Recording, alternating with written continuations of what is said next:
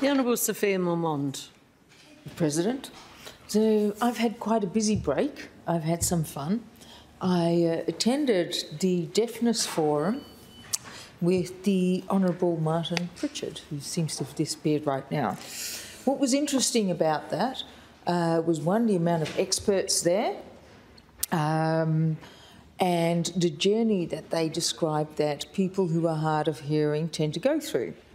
So basically, when you start losing your hearing, you are in denial for a while. You're not quite sure what's going on. You blame other people for mumbling. You think the TV's not loud enough, those sorts of things. And unlike when you lose your eyesight, when you lose your hearing, you are not aware of what you're not hearing. So when you lose your eyesight, you bump into things, it's fairly obvious that you might need some glasses or some help there. With hearing, that's not necessarily the case. There were some amazing people there. There was a program for early childhood intervention, which had trained early childhood educators to test children. And they would go to 1 to 2 tests just to make sure, at least, and then they would be referred on. So one of the main causes when you're looking at childhood deafness or loss of hearing is middle ear infections. And if you can pick that up really early, you can get the child onto antibiotics, obviously, and make sure that they might, what are little tubes in the ears called grommets, right, to help prevent hearing damage. It turns out that Aboriginal people are, in particular, the children are very prone to middle ear infections, and they often don't get picked up. So when you lose your hearing when you are that young, basically the rest of your life you are dealing with an impairment that you might not be aware of. So you're looking at education in particular. Children will go to school, they can't hear, they don't know what's going on. They might be disruptive in class because they don't know if the teacher is speaking or not. And so the opportunity for learning is much reduced. Now, one gentleman who was very innovative started something called the ear bus. And I think there's 7 ear buses now, and they have been decorated with painting designs by the children in the region that they visit. So they go there, they go visit schools, and that way capture those children that would not necessarily end up going to clinic. It's also interesting to note the technical developments that we're seeing with hearing aids. So I'm quite pleased with the ones I have. They are semi-permanent.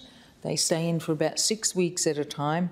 I have a little magnet that I can turn them off with, or increase or decrease the volume. So you might see me fiddling with my ears. I'm not picking at them, I'm just changing the volume. And in that regard, I have to say that this chamber can be very challenging at times.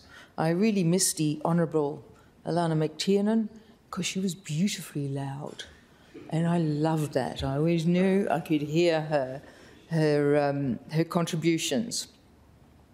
One thing that we noticed when we were at the Deafness Forum was that the area where the reception was being held, it had beautiful cement floors, very flat walls, very flat ceilings, and even those people who were not hearing impaired were having trouble hearing in that area.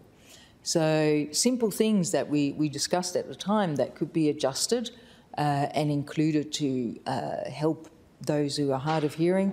Architectural designs to make sure that we have less of an echo going on. You could have beautiful tapestries on the walls or things like that. And what I've seen in some of the newer building is slatted walls, and I quite like those because they stop that echo from happening. And I would love to see more of that, basically, because most people, as they age, will have some sort of hearing loss as well. That is normal. And I can tell you, I've lost about 70% of my hearing now, so that's a significant hearing loss. And I suffer from severe FOMO to go with that.